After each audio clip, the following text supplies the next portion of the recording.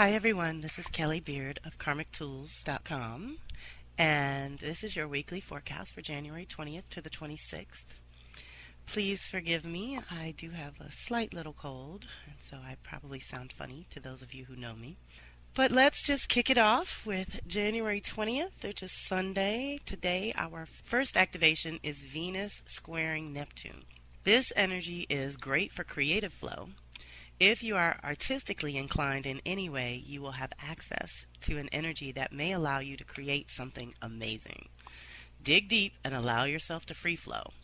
This energy can also challenge relationships, personal or professional, to quote-unquote keep it real in some way, and ones which are not on a true solid foundation are likely to dissolve under this influence.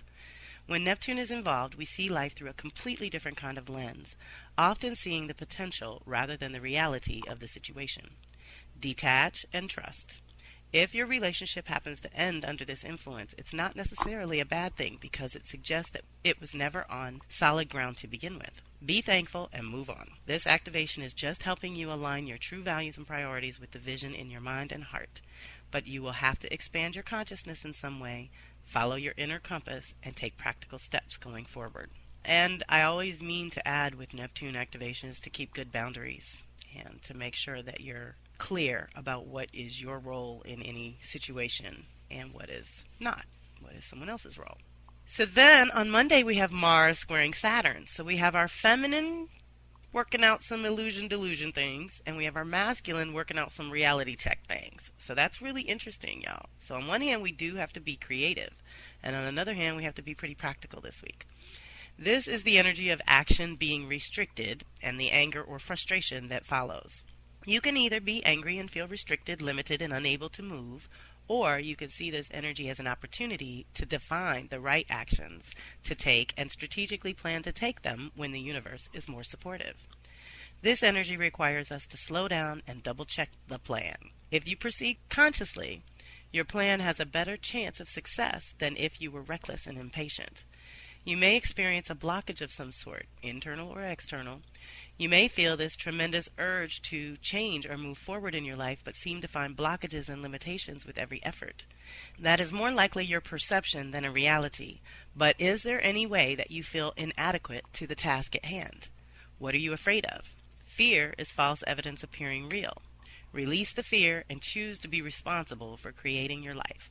If you don't, your outer circumstance only becomes a reflection of your inner belief. You will attract criticism and repel support.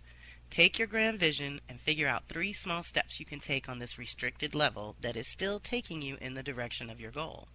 Don't try to initiate at this time. This is a time for cultivating, planning, working behind the scenes, doing the detail work and foundational or grunt work that is necessary to support the grand vision when the time comes to fully express it.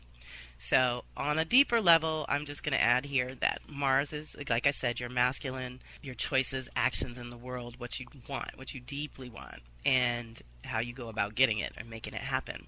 Saturn is just all about the process and the step-by-step process at that, and wants us to do things in order and in a way that builds something. And squares build something. They're 90-degree angles that stabilize things.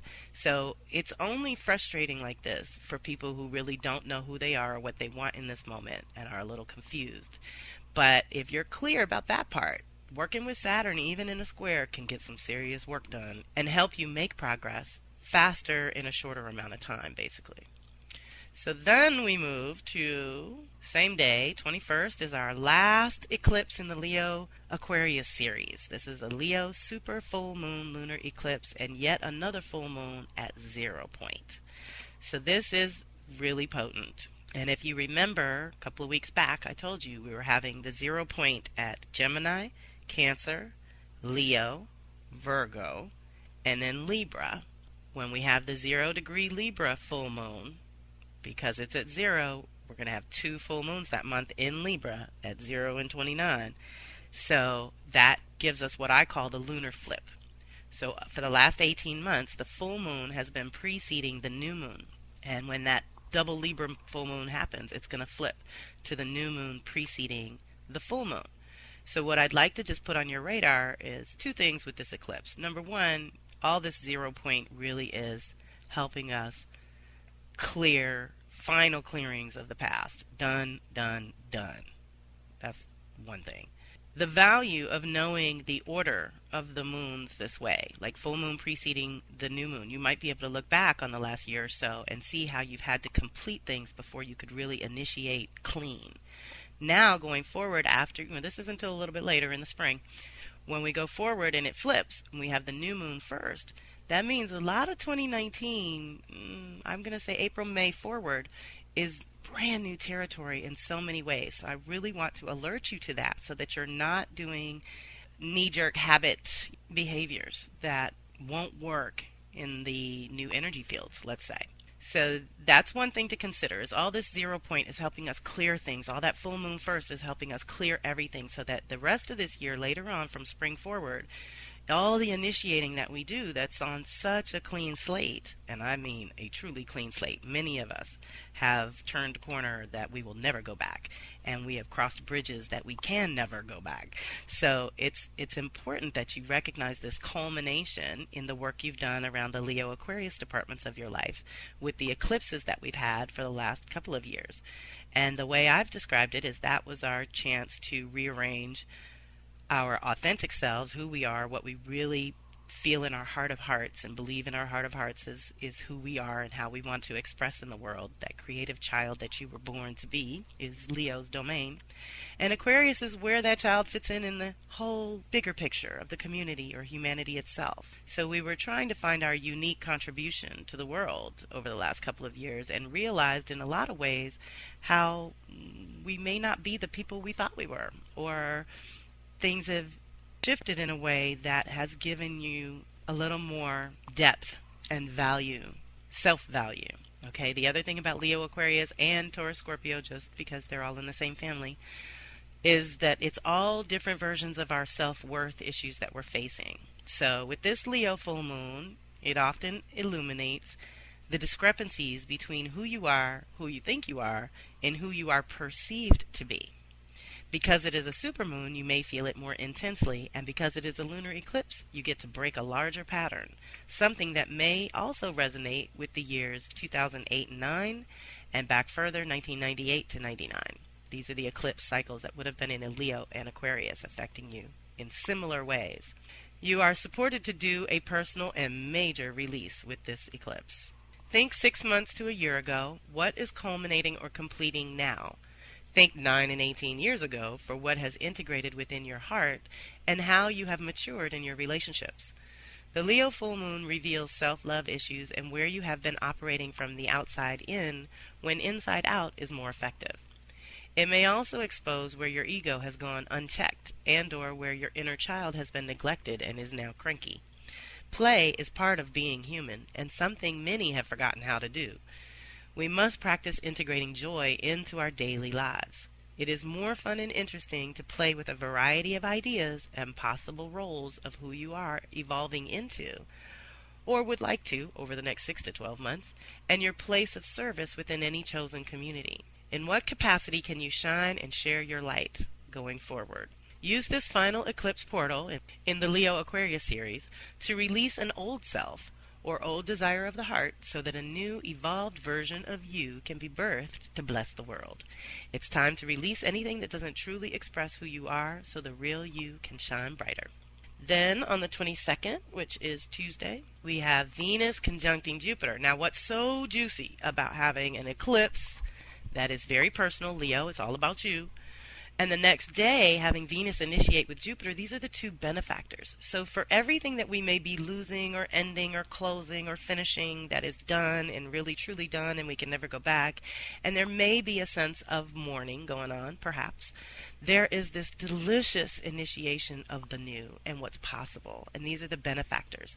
So we want to call in that feminine beauty, that Venus, that beautiful part of ourselves, and Jupiter, how to expand our world in some beauty way, in some natural way, in some healthy way. This is an extremely powerful energy that brings the two benefactors together to initiate a new cycle that makes you very mentally present to the fact that both your values and your truth are shifting, what you believe to be possible and all that. This energy encourages you to improve your life in some way. You can also connect to material abundance and wealth of all kinds when these two get together like this. This is usually a pleasant shift because it is about expanding your sense of authentic beauty, as in nature and the interrelatedness of all things.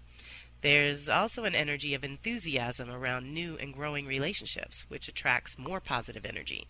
This is the best time to be creative and expect miracles. Then on the 23rd, which is Wednesday, we have Mercury squaring Uranus. Okay, this is lower mind and higher mind getting together to grow.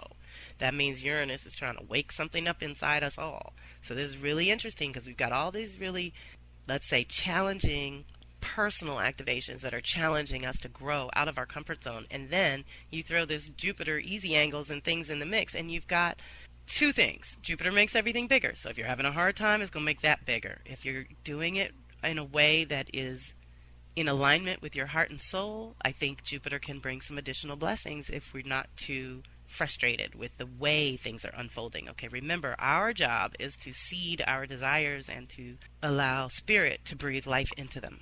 You know, we can do all the tending, but we can't breathe life into it. So that's what we want to allow for going forward.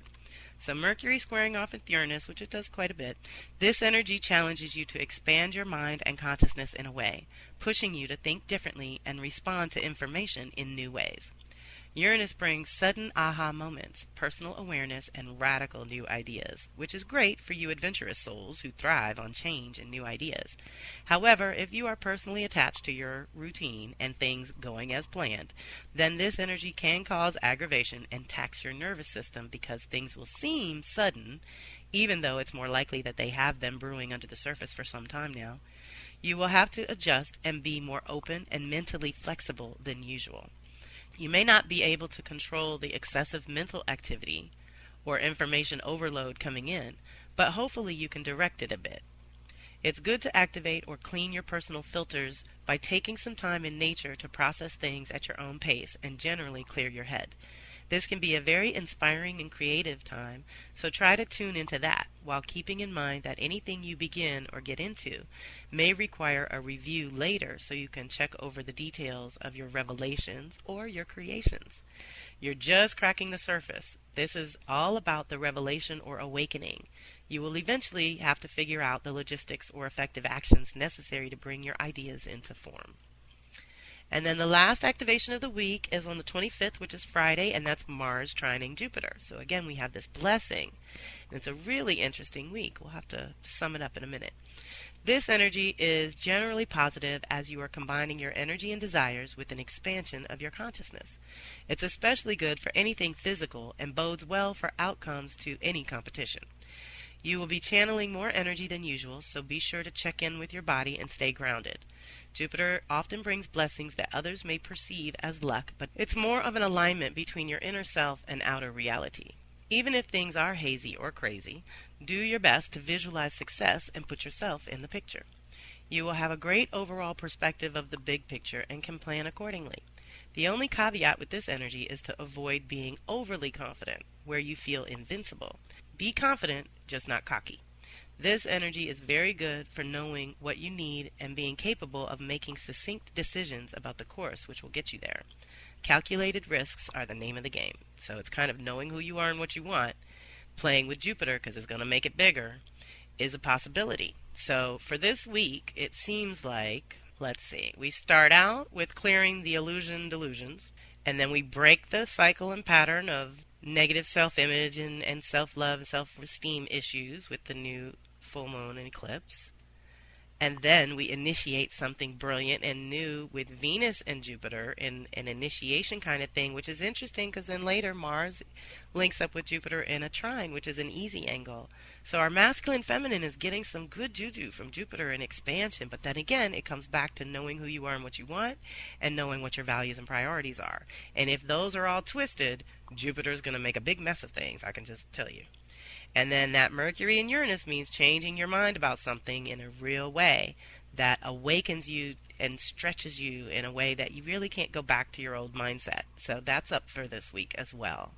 So let me know how it goes. And for those of you who haven't gotten your annual reading yet, do check in. It's still a good time. The whole first quarter of the year is a good time to check in with yourself and your chart and find out what's going on and where you're at in your own personal cycles. So thanks for listening. This is Kelly M. Beard of KarmicTools.com, and I'm so grateful for your time, energy, and support. Please share this with those you think would resonate and reach out if and when you need to.